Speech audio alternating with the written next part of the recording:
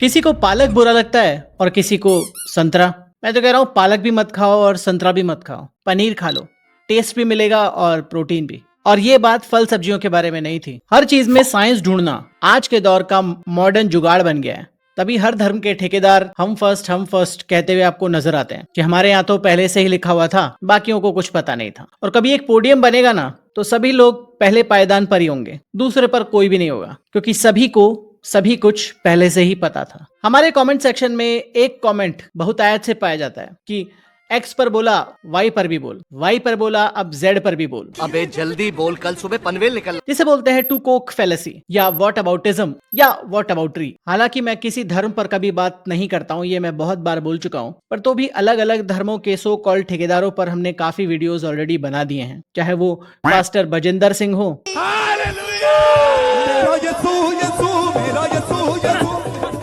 या जाकिर नायक। पर कुछ लोगों को सिर्फ एक ही रंग दिखता है, बाकी रंगों के लिए वो कलर ब्लाइंड हो जाते हैं। चलो इस कलर ब्लाइंडनेस का इलाज करते हैं और बात करते हैं आज के वीडियो में जाकिर नायक के टॉल सूडो साइंटिफिक क्लेम्स की, क्योंकि उनके हिसाब से बिग बैंग से लेकर एस्ट्रोनॉमी से लेकर जियोलॉजी, एम्ब्रियोलॉजी सब कुछ पहले से ही पता था। आप तो जानते ही हैं, हम फर्स्ट। जैसे हर वीडियो में हम डबल डिस्क्लेमर देते हैं, यहाँ पर भी वही डिस्क्लेमर कि हम किसी धर्म की बात नहीं कर रहे हैं, हम किसी का डिसरिस्पेक्ट नहीं कर रहे हैं, हम एक व्यक्ति के सूडो साइंटिफिक क्लेम्स की बात कर रहे हैं और उसमें से ही रियल साइंस ढूंढने की कोशिश कर रहे हैं। तो पूरा वीडियो देखकर ही कोई कमेंट कीजिएगा। तो साइंस पर आने से पहले बात करते हैं जाकिर भाई के कुछ और विचारों की, स्पेशली महिलाओं को लेकर, क्योंकि इनके विचार काफी पवित्र मालूम होते हैं। झूठ बोल रहा है। अगर एवरेज देखेंगे लड़कियों की तादाद ज्यादा है जिनको शादी के लिए मर्द नहीं मिलेंगे, तो क्या ऑप्शन है उनके लिए? दो ऑप्शन है। चाहे पहला ऑप्शन है कि वो ऐसे मर्द से शादी करे जिसकी बीवी ऑलरेडी है, या वो बाजावरी औरत बन जाए। मैं इंग्लिश में बोलता हूँ पब्लिक प्रॉपर्टी। इसी तरह की बात बहुत सारे लोग बोलते हैं, जैसे इस पर्ची वाले भाई ने भी ये बात करी थी। किसी स्त्री की शादी हो गई हो तो उसकी दो पहचान होती, मांग का सिंदूर, गले में मंगलसूत्र। अच्छा, मान लो मांग का सिंदूर ना भरा हो, गले में मंगलसूत्र ना हो, तो हम लोग क्या समझते हैं? भाई ये प्लाट अभी खाली। सिंदूर भर गया हो, गले में मंगलसूत्र लटक गया हो, तो हम लोग दूर से ही देखकर समझ जाते हैं कि रजस्वी। तो देखा आपने, हर धर्म के ठेकेदार महिलाओं को लेकर बहुत उच्च विचार रखते हैं। और हैरानी की बात है कि अधिकतर इनके प्रवचनों में, इनके डिस्कोर्सेस में महिलाएं ही अक्सर आती हैं और वही ताली पीट पीट कर खुशी खुशी इनके गुण गाती हैं। उनको शायद ये समझ नहीं आता कि हर धर्म ने महिलाओं को या तो दोयम दर्जे का बनाकर रखा या फिर भोग की वस्तु। तो सबसे पहले आते हैं सबसे बड़े क्लेम पर कि ये दुनिया, ये अर्थ फ्लैट है, चपटी है या गोल है। जाकिर भाई कुछ और ही बोल रहे हैं। ये जो अपनी जमीन है, ये धरती है, इसका शेप क्या है? तो वो कहेंगे पहले हम समझते थे ये धरती है, जमीन चपटी है, फ्लैट है, अभी हमें पता चला कि ये गोल है। तो मैं पूछूं कब पता चला? वो कहेंगे 1577 में तब फ्रांसिस ड्रेक जब जमीन के गोल सेल किए जहाज में, उसे पता चला कि दुनिया गोल है। मैं कहूंगा आपको पता चला अभी 300 साल पहले। कुरान मजीद में 1400 साल पहले लिखा हुआ है, आयत नंबर 30 में लिखा हुआ है, we have made the earth as an expense वल अर्थ बाद ज़ालिका दहाहा। हमने इस दुनिया को बैदवी शक्ल का बनाया है, पैदे की तरह बनाया है। आज की साइंस कहती है दुनिया पूरी गोल नहीं है, ऊपर और नीचे से चपटी है बैदवी शक्ल में। और ये जो दहा है ये ऑस्ट्रिच का पैदा है, शतुरमुर्ग का पैदा है। हम देखेंगे ऑस्ट्रिच का पैदा बिल्कुल जियोस्फेरिकल शेप है, दुनिया की शक्ल का है। तो कुरान मजीद में 1400 साल पहले लिखा है कि दुनिया बैदवी शक्ल की है, जो हम आज जानते हैं। तो जाकिर क्लेम कर रहे हैं कि जो दुनिया है वो शतुरमुर्ग के अंडे जैसी है, यानी लंबी है और चपटी नहीं है, फ्लैट नहीं है। तो यहाँ पर जैसे हर शब्द के अलग अलग मतलब होते हैं, दहाहा का मतलब है स्प्रेड आउट, फैला हुआ। तो यहाँ पर इस अंडे की बात नहीं हो रही है, अंडे के नेस्ट की बात हो रही है, घोंसले की बात हो रही है। और ऑस्ट्रिच एग को भी मैं पकड़ लूं अगर, तो ऑस्ट्रिच एग भी एक्यूरेट मॉडल को प्रेडिक्ट नहीं करता। ऑस्ट्रिच एग का जो शेप होता है वो होता है ओब्लॉन्ग ओवल, यानी वो एक तरफ से ऊपर नीचे से बहुत ज्यादा लंबा होता है। और अर्थ का शेप ऐसा नहीं है। बहुत सारे इस्लामिक कमेंटेटर्स ने बहुत पहले बहुत बार ये बता चुके हैं कि जो अर्थ है वो एक फ्लैट मॉडल है। इसीलिए जो अरेबिक स्कॉलर्स हैं और मेजर डिक्शनरीज हैं वो इसे डिफाइन करती हैं टू स्प्रेड आउट और फ्लैटन। इवन जो क्लासिकल कमेंटेटर थे जैसे इब्न खतीर ने भी इसे इसी तरह से इंटरप्रेट किया, फ्लैटनिंग द अर्थ। और यहाँ पे जो शब्द आता है सुतिहात, इसका मतलब लिटरली होता है फ्लैटेंड या स्प्रेड। और बाकी इस्लामिक स्कॉलर्स ने भी उसको इसी तरह से इंटरप्रेट किया है, टू ले आउट और to make it flat for human use. Again यहाँ पर जो एम्फेसिस था वो स्प्रेड आउट नेचर पर था। अब इसे फ्लैट अर्थ मॉडल कहेंगे या नहीं, ये इंटरप्रिटेशन पर डिपेंड करता है, बट सर्टनली इसे शुतुरमुर्ग के अंडे जैसा नहीं बताया गया था। और जैसा हमने अपने पुराने वीडियोस में ये बात की है कि ऑलमोस्ट हर कल्चर में अर्थ को एज अ जियोसेंट्रिक मॉडल ही डिस्क्राइब किया गया है, और हीलियोसेंट्रिक मॉडल बाद में एस्टेब्लिश हुआ और बाद में एक्सेप्टेड हुआ, पर उससे पहले सभी ये मानते थे कि अर्थ जो है वो एक जियोसेंट्रिक मॉडल है, यानी स्टेशनरी है और घूम नहीं रही है। अब कुछ कल्चर्स में उसे राउंड बोला जाता था, कुछ कल्चर्स में उसे फ्लैट बोला जाता था। अब अगेन उनके अलग अलग इंटरप्रिटेशन पर वो डिपेंड करता है, उनके अपने अपने स्क्रिप्चर्स के हिसाब से। और अगर फैक्ट की बात करें तो ग्रीक्स ने 3rd BCE में ही बता दिया था कि अर्थ का जो शेप है वो कैसा है और उसका सर्कमफेरेंस कितना हो सकता है, शिप्स के सेलिंग पैटर्न को देखकर, कि शिप्स एक सर्टेन डिस्टेंस तक जाने के बाद समुद्र में नीचे चले जाते हैं। इसका अर्थ है कि वो एक लेवल के बाद अर्थ का जो कर्वेचर है उससे हमें दिखाई नहीं पड़ते। तो इसका अर्थ है कि अर्थ फ्लैट नहीं हो सकती, अर्थ एक स्फेरिकल नेचर की या राउंड शेप की हो सकती है। ये उन्हें उसी समय तक पता था। एनीवे, अब बात करते हैं बिग बैंग की, जिसको या तो कुछ लोग बोलते हैं कि हमें पहले से पता था, या फिर कुछ लोग बोलते हैं कि ये तो कभी हुआ ही नहीं, ये तो सब बकवास है। यानी अगर कहीं से मिक्स एंड मैच हो गया तो बहुत बढ़िया, उसकी शेरवानी बन जाएगी, वरना तो ये कपड़ा ही बेकार है। मैं आपसे सवाल पूछना चाहता हूँ, आज साइंस कहती है बिग बैंग के बारे में कि हमारी यूनिवर्स एक थी, फिर एक धमाका हुआ, वो कभी भी नहीं बदलेगा। ये बिग बैंग के बारे में पता कब लगा आपको? पता है तकरीबन कितने साल पहले? No idea, maybe 30, 40, 50। मैं आर्ग्यू नहीं कहूंगा, सही जवाब तकरीबन 40 साल। ये लफ्ज जो आप कह रहे हैं, ये जो बिग बैंग के बारे में कुरान मजीद में 1400 साल पहले लिखा हुआ है, सूरह अंबिया में, सूरह नंबर 21 आयत नंबर 30 में, अवलम यरल लज़ीना कफरू, क्या वो काफिर नहीं जानते, अन्ना समावाति वल अर्द, ये आसमान और धरती एक थे, कान तरतकन फफ्तकनाहुमा, और एक धमाका हुआ और ये अलैदा हुए। मतलब जॉर्ज लमाइत्रे के पहले बिग बैंग का पेटेंट इनके पास था। कुछ भी। हालांकि बिग बैंग की बात हम पहले भी कर चुके हैं, और जैसा मैंने कहा कि काफी लोग अपनी कन्वीनियंस के हिसाब से इसको या तो इंक्लूड करते हैं या फिर आउटराइटली रिजेक्ट करते हैं। बल्कि एजुकेशन में क्या पढ़ते हैं वो? Big bang theory. दुनिया कैसे बनी? बम फूट के। उससे पूछ, जिससे लिखी ना थ्योरी, कहता तेरा घर क्या बम फूट के बना?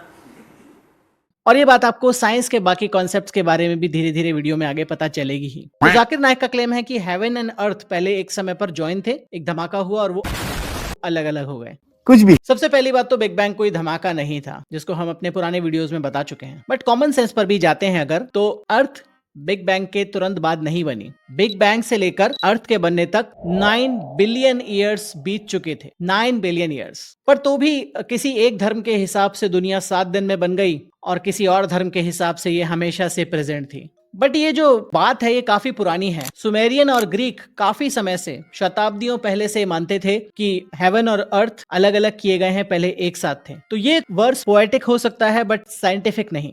इसे आते हैं अब और एक और अगले बड़े क्लेम की तरफ, जो रिलेटेड है एम्ब्रियोलॉजी से। In Surah Sajda, chapter 32, verse number 8, we have created the human beings from solala. That means the best part of a whole.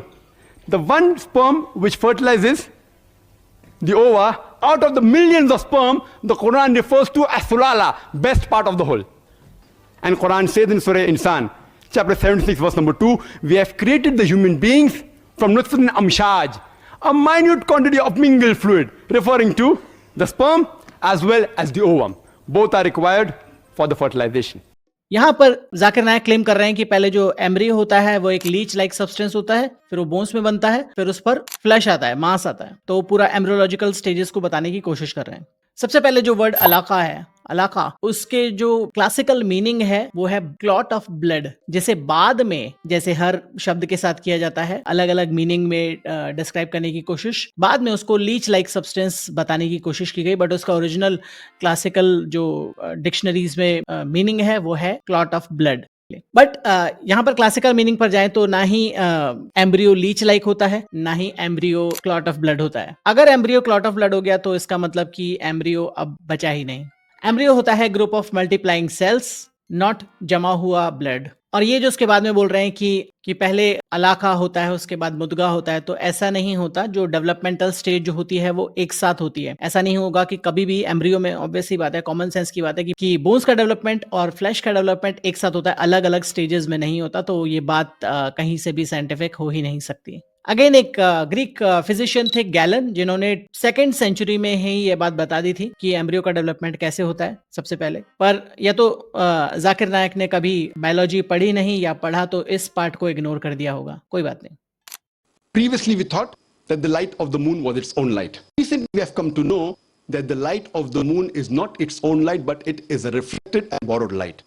The Quran says in Surah Furqan, chapter number 25, verse number 61, "Blessed is he who has placed the constellation in the sky and placed therein sun, a lamp having its own light, and moon having borrowed or reflected light." So the Quran describes the moonlight as borrowed or reflected, which we came to know recently in science. Recently in science means 50 years back, 100 years back, 200 years back.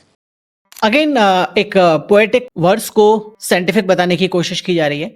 वो कह रहे हैं कि जो चांद का नूर होता है वो एक रिफ्लेक्टेड लाइट है या बोरोड लाइट है, और ये किसी को नहीं पता था, सबसे पहले इन्हीं को पता था। यहाँ पर अगेन कॉमन सेंस की बात है कि नूर का मतलब होता है लाइट, ना कि रिफ्लेक्टेड लाइट। अक्सर बोला जाता है कि तुम्हारा चेहरा बड़ा नूरानी है, इसका मतलब ये होता है कि तुम्हारे चेहरे पर तेज है, नूर है, ग्लो है। तो ऐसे ही यहाँ पर भी बात की जा रही थी ओरिजिनली पोएटिक तरीके से, जो चांद के नूर की, यानी चांद के ग्लो की, ना कि वो रिफ्लेक्टेड लाइट है सन की। अगेन ग्रीक्स ने 5th सेंचुरी BCE में ही बता दिया था कि जो मून की लाइट है वो उसकी खुद की नहीं होती, वो सन से रिफ्लेक्टेड लाइट होती है। इस वर्ष में कहीं भी रिफ्लेक्टेड शब्द नहीं है। इनफैक्ट इंडियन एस्ट्रोनॉमर्स ने भी बहुत पहले ही इस चीज को पकड़ लिया था कि मून की लाइट, चंद्रमा की लाइट उसकी खुद की लाइट नहीं है, वो सन की लाइट है। और इसी बात को पॉइंट आउट करके बहुत से लोगों ने पृथ्वी से चंद्रमा तक की दूरी सही सही कैलकुलेट करने की कोशिश भी की है। तो ये कम से कम 2500 साल पुराना साइंस है, ना कि अभी कोई रिसेंट डिस्कवरी। क्योंकि एक कॉमन सा नॉर्मल सा आदमी भी जो लूनर एक्लिप्स होता है उसको देखकर बता देगा कि चंद्रमा की खुद की अपनी लाइट नहीं होती है। जब उस पर कोई शैडो पड़ती है तो वो लाइट खत्म हो जाती है, या फिर जब मून साइकिल में मून गायब हो जाता है आसमान से, तो उससे भी एक आइडिया लग जाता है कि मून की अपनी खुद की लाइट नहीं है। That the mountains are wedge-shaped, it has deep roots within, and he says that the function of the mountain is to stabilize the earth. And the Quran says in Surah Anbiya, chapter number 21, verse number 31, in Surah Luqman, chapter 31, verse number 10, as well as in Surah Nahl, chapter number 16, verse number 15, that we have made the mountains standing firm on the earth, lest it would shake with them and with you. The function of the mountain in the Quran is given to prevent the earth from shaking. Mountains are protectors and they are pegs of the earth. ये बात सुनकर geology के जो जानकार हैं वो अपना sir पकड़ लेंगे, क्योंकि मॉडर्न जियोलॉजी हमें बिल्कुल उल्टा बताती है कि जो माउंटेन्स हैं वो अर्थ को हिलने से बचाने के लिए, शेक होने से बचाने के लिए नहीं है। माउंटेन्स की उत्पत्ति ही ऐसे होती है, टेक्टोनिक प्लेट्स के आपस में टकराने से और एक दूसरे के ऊपर ग्लाइड करने से, जो लिटरली अर्थक्वेक हैं। जब दो प्लेट्स आपस में टकराती हैं, अर्थ का क्रस्ट ऊपर उठता है और माउंटेन बन जाता है।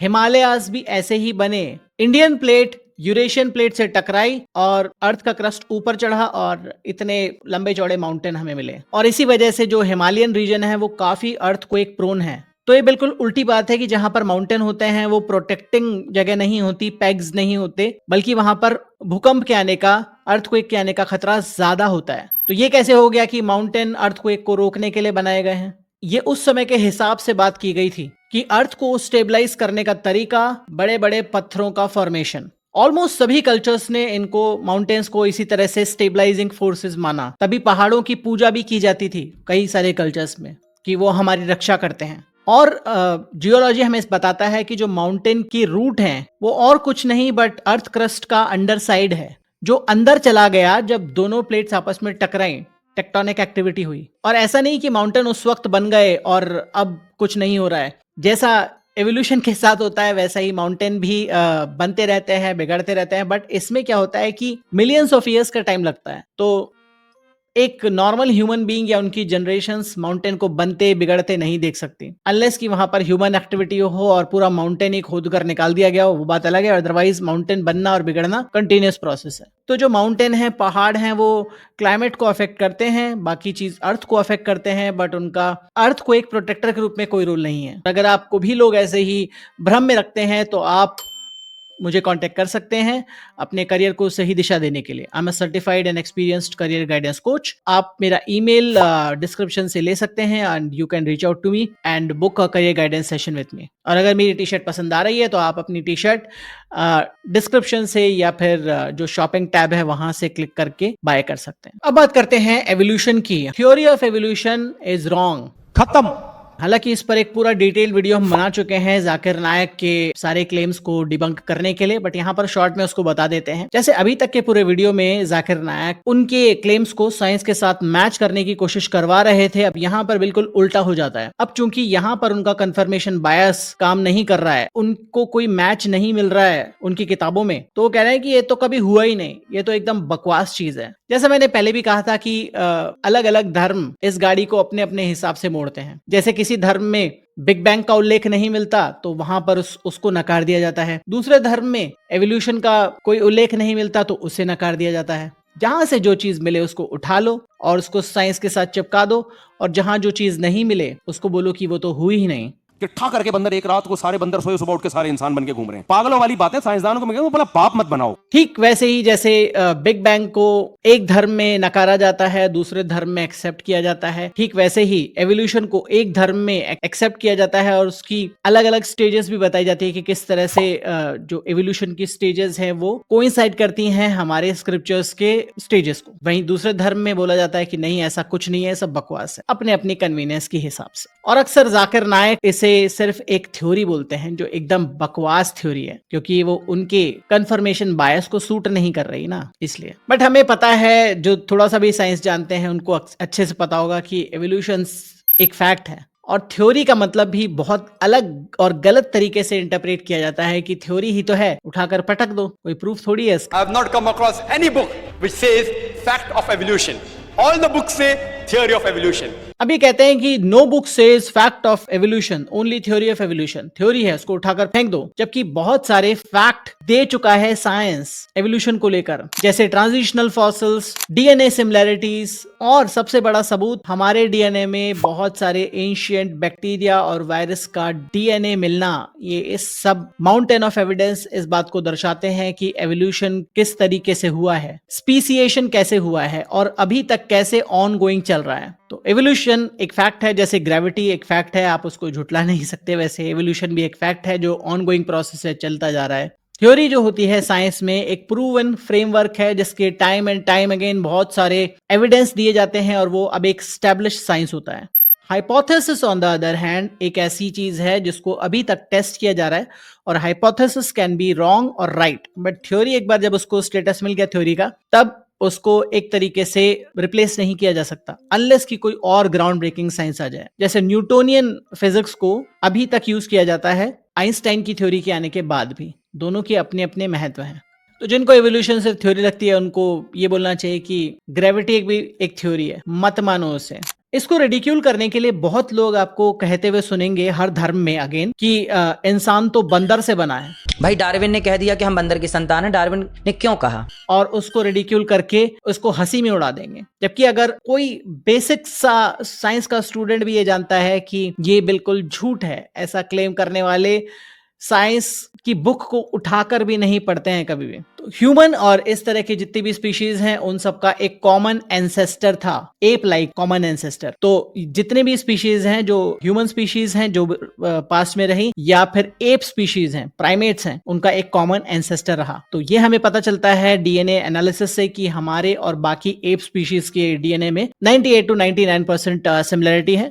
इसका अर्थ है कि हम सबका एक कॉमन एंसेस्टर रहा है एक समय पर, हम बंदर से डेवलप नहीं हुए हैं। इसकी बात हम हजारों बार कर चुके हैं हमारे अलग अलग वीडियोस में। ट्रांजिशनल फॉसिल्स यानी जो एक स्पीशीज से दूसरी स्पीशीज के बीच का सफर बताते हैं, वो भी बताते हैं कि किस तरीके से एवोल्यूशन हुआ है। तो अगेन माउंटेन ऑफ एविडेंस है, बस पढ़ने वाला चाहिए। I can give you a list of hundreds of scientists and Nobel Prize winner who speak against Darwin's theory. जैसे जाकिर नायक बोल रहे हैं कि majority of scientist do not believe और अग्री विद एवोल्यूशन, तो ये एब्सोल्युटली फॉल्स है। 98% से ज्यादा साइंटिस्ट्स अग्री करते हैं कि एवोल्यूशन का जो बेसिस है वो बिल्कुल सही है। और वैसे भी हम बहुत बार बात कर चुके हैं कि साइंस को अग्री करना जरूरी है, ना कि साइंटिस्ट से। साइंटिस्ट अपना बायस ला सकते हैं किसी भी चीज में, बट साइंस में बायस नहीं होता। और जिस भी साइंटिस्ट ने एवोल्यूशन को नकारने की कोशिश की है उसका खुद का पॉलिटिकल और रिलीजियस एजेंडा हमेशा रहा है और उसी बेसिस पर वो बात करते रहे हैं, जिसको बहुत लोगों ने बहुत बार क्रिटिसाइज किया है। और इसको मैं डिटेल में, जैसे मैंने कहा कि ऑलरेडी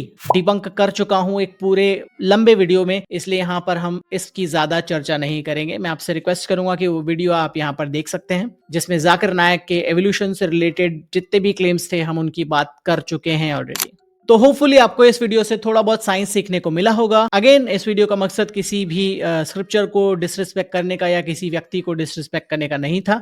हम यहाँ पर सिर्फ किसी व्यक्ति के क्लेम्स की बात कर रहे हैं और उसमें रियल साइंस समझने समझाने की बात कर रहे हैं। होपफुली आपको ये वीडियो पसंद आया होगा। अगर ये वीडियो पसंद आया तो इसको लाइक कीजिए, ज्यादा से ज्यादा लोगों तक शेयर कीजिए और चैनल को भी सब्सक्राइब कर लीजिए। मिलूंगा ऐसे एक और अमेजिंग वीडियो में यहाँ पर। तब तक अपना ध्यान रखिए एंड बी लॉजिकल।